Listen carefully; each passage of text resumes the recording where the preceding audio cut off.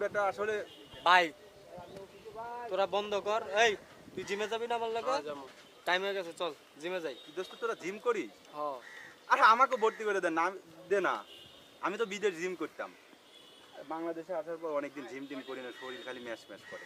এই মেয়ে কি এর ফাও কথা কন মেয়ে, আপনার দেখে মনে হয় না আমি আপনি জিম করেন না। কি করিস বেটা? দেখ তো বাইসেপ দেখছিস? ওরে শালা দেখছ বাইসেপটা কি বানাইছে? ইস মনে হয় না তোর, তো আমার দেখে কিচ্ছু মনে হয় না।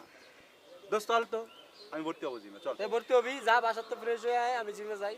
আমি আপনার কাছে বলে টাকা নাই, আপনি কেমনে জিমে ভর্তি হবেন? দূর বেটা, অতই ফোন নিয়ে হয়েছি নাকি যে জিমে ভর্তি হবে? 1,000 টাকা আমার কাছে নাই। বড় ভাই 1,000 টাকা দাও তো, আমি বাবির কাছ থেকে নিয়ে দেবো না। দাও।